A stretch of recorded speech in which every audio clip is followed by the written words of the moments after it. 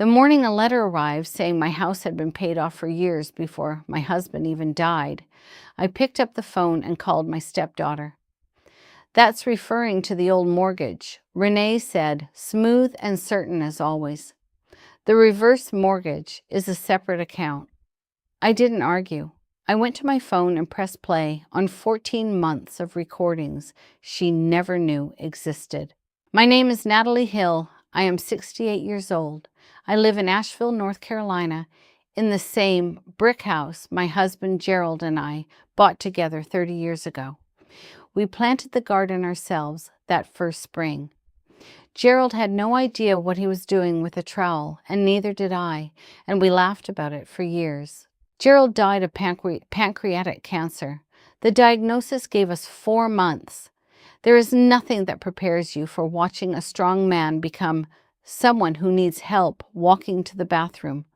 Nothing prepares you for the silence on the other side of the bed, or the way you still reach for someone who isn't there months and then years later. He had a daughter from his first marriage, Renee. In her early 40s when Gerald died, well-dressed, confident always, had an answer ready before you finished the question. I had known her for 18 years. We were never warm, but we were civil. I thought we had managed the quiet, complicated respect that blended families sometimes find. I was wrong about that. Gerald had always managed our finances, not because I was incapable, but because it was the arrangement we had settled into over 3 decades. I knew we were comfortable. I knew the house was nearly paid off. What I did not know was the specific name of our mortgage servicer, the account numbers, the details of our documents. When Gerald died, I was drowning. Every small task required enormous effort. Some mornings I sat at the kitchen table with cold coffee for an hour before I could start the day. Renee stepped in 2 weeks after the funeral. She came over on a Sunday with a folder under her arm.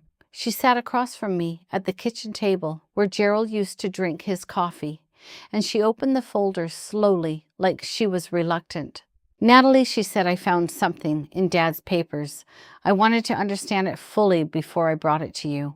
She slid a document across the table, dense with legal language, stamped with what looked like official seals. My reading glasses were in the other room. I didn't get up to find them. I don't know why. Maybe some part of me didn't want to see it any more clearly than I already could. Renee explained in a measured, patient voice. Gerald had taken out a reverse mortgage some years before he got sick to cover medical costs, possibly some debts she wasn't fully aware of. If the servicing fees weren't paid, the property could go into foreclosure. She had connections in finance. If I wired $600 a month to an account she managed, she would handle all communication with the servicer. "You have enough to deal with right now," she said, squeezing my hand. "Let me carry this." That's what family is for. I thought about Gerald, who had always taken care of things, who was gone. I thought about losing the house where his garden was still waiting for spring. I said yes. Before I go further, I want to ask you something directly. If someone you had known for nearly 2 decades, family, someone who showed up 2 weeks after you buried the person you loved most, sat at your kitchen table with an official-looking folder and a patient voice, would you have questioned it? I want you to sit with that, because I didn't. And I spent a long time being angry at myself for it, before I finally stopped. And $600 a month. On my retirement income and survivor benefits, it wasn't easy. First few months, I switched to store brand coffee. Let the book club lapse, told myself it was temporary. By the end of the first year, I had stopped seeing my dentist for anything beyond the minimum. There were months when I split my blood pressure pills to stretch the prescription. A few months I skipped doses altogether. One night, about 4 years in, I realized I'd gone 5 days without my medication because I simply didn't have the money to refill it that week. I sat down on the edge of my bed in the dark and I cried in a way I hadn't since the week Gerald died. Not quiet tears, the kind that comes up from somewhere deeper than sadness, that shakes your whole chest and leaves you hollowed out. I sat there in the dark and thought Gerald worked his whole life for this house. He worked so I would never be afraid. And here I am splitting pills, scared of losing the one thing he left me. I didn't call anyone. I dried my face, went back to the kitchen, and set up the wire transfer for the morning. Every month, Renee sent a text when the payment cleared. "Got it, Natalie. You're doing great." Dad would be so relieved. I printed those messages because my phone was old, and I was afraid of losing them. Kept them in a folder beneath my silverware, organized by year. 8 years, 96 payments, $57,600. Now stay with me here, because this is where everything changes. And it started, not with the letter, but 14 months before it arrived. 14 months before I found out the truth, I had already started recording my calls with Renee. My nephew Daniel works in financial fraud investigation. He came to visit at Thanksgiving a couple of years before the letter arrived, and over dinner he told me about a case. He was working an elderly woman whose family member had been taking money from her under the pretense of managing her affairs. I set my fork down and felt something cold move through my chest. "How did they prove it?" I asked. "She had been recording calls," he said. 2 weeks later, I called Daniel and asked what app to use. North Carolina is a one-party consent state. I was allowed to record any call I was part of without telling the other person. I downloaded the app and started recording every conversation with Renee. I want to be honest about why. I didn't do it because I was certain she was lying. I did it the way you check the lock before bed. Not because you're sure someone is coming, but because checking costs you nothing. Some nights I told myself I was being paranoid, that Renee was difficult, not dishonest. I nearly talked myself out of the whole thing more than once. Then the letter arrived. A Tuesday morning, plain white envelope, official logo in the corner. The return address, Cornerstone Mortgage Solutions. Subject line, your account, paid in full. I sat down and, read it 3 times. The letter stated that the original 30-year mortgage had been fully satisfied several months before Gerald passed. The home was free and clear. No liens, no outstanding obligations. No reverse mortgage mentioned, not a single word. I am a retired nurse. 32 years in hospitals will teach you to stay calm when your body wants to panic. I breathed. I read it a 4th time. Then I called the number at the bottom. A man named Aaron confirmed everything in 2 minutes. Paid in full, no additional loans, no reverse mortgage, no outstanding obligations of any kind. Your home is completely yours, he said. Has been for years. I thanked him and hung up. I didn't cry. I didn't scream. I sat at the kitchen table and opened a notebook and wrote down everything I knew. Then I called Renee. She answered on the 2nd ring, easy and warm. "Natalie, hi. Everything okay?" "I got a letter from Cornerstone Mortgage Solutions," I said. "They're saying the house was paid off years ago." A pause, brief but real. "That must be referring to the original mortgage," she said smoothly. "The reverse mortgage is a separate instrument, different servicer. That letter wouldn't cover it." "Can you, give me the account number?" I asked. "So I can call them directly?" Another pause, longer. "It's complicated to deal with them without going through the right channels, Natalie. If you call and say the wrong thing, it could trigger a review and cause more problems than it solves. You know, I have a relationship with these people. That's why it's been working." "I'd feel better if I had the account number," I said, "just for my own records." "Why are you suddenly asking for this?" Her tone shifted, not angry, but careful. "Is something wrong? Are you feeling anxious?" Grief can do strange things to a person's sense of what's real. Sometimes we second-guess arrangements we agreed to, especially when we're lonely. There it was, soft and wrapped in concern, but unmistakable. I'm not second-guessing anything I said. I just want the account number. I don't have it in front of me. I'll find it and send it over. She never sent it. Not that day. Not ever. I went to my phone and started listening to the recordings. 6 hours. Legal pad beside me, timestamps, and notes the way I used to chart patients.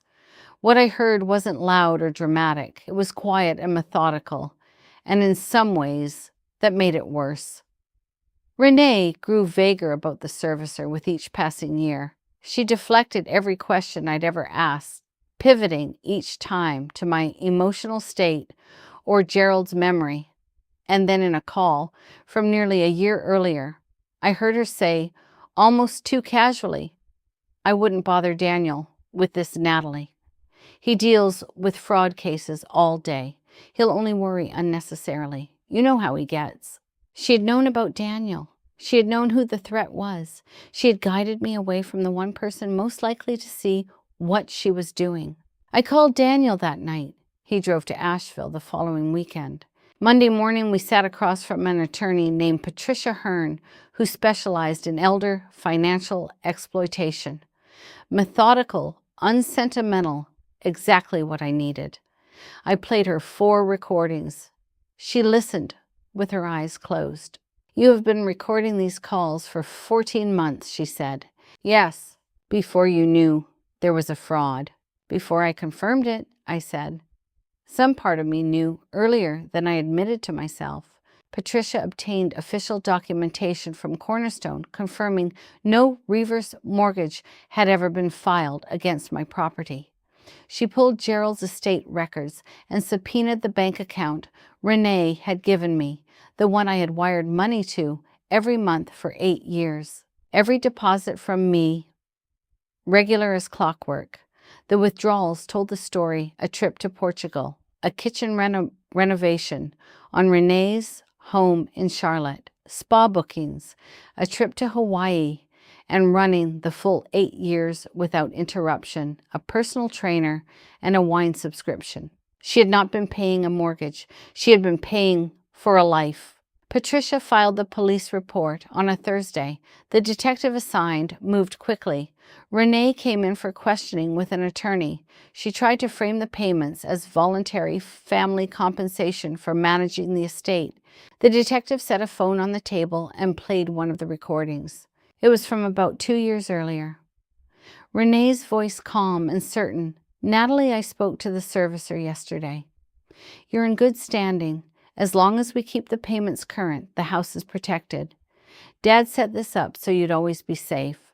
The attorney asked for a recess. The civil hearing came 4 months later. Patricia presented the mortgage documentation, the estate records, the wire history, the bank records, and 61 recorded calls. Judge Warren Ellis had a reputation for taking elder fraud personally. He did not take long. Renee was ordered to pay full restitution of $57,600 plus punitive damages and all legal fees. He forwarded the record to the district attorney for criminal prosecution. The charges followed wire fraud, elder financial exploitation, obtaining property under false pretenses. She pleaded guilty rather than face trial. 4 years in federal prison with mandatory restitution after release. Her home in Charlotte was sold at court order, proceeds going directly to my account. Her car was repossessed. Her real estate license held 12 years was revoked. Her husband filed for divorce before sentencing. Their adult children stopped speaking to her.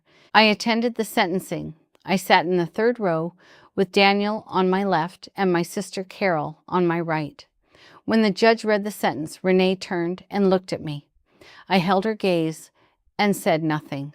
The judge had already said everything that needed to be said. And one question before I finish. Is there anyone in your life right now managing something on your behalf?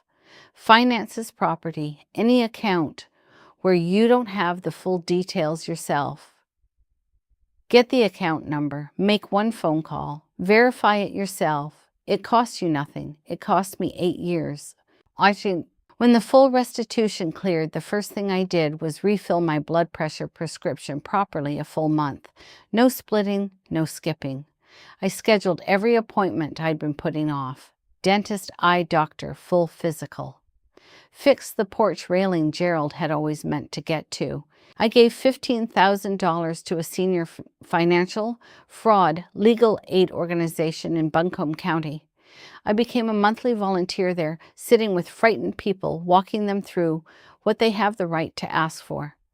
32 years of nursing taught me how to be calm for someone else when everything in the room feels wrong. Daniel came at Christmas. We sat on the porch in the cold with tea. "You started recording 14 months before you confirmed the fraud," he said. "I know." "What made you do it that early?" "I think some part of me already knew," I said.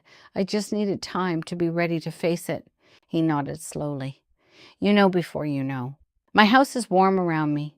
Gerald's garden came back strong last spring, and I tend it now in ways I couldn't before, when fear and sacrifice and the work of living inside a lie took up so much of my attention. I noticed things I stopped noticing across those 8 years of being afraid. If this story stayed with you, pass it to someone who might need it. And before you go, leave a comment with just your city. I want to know how far Natalie's story has traveled.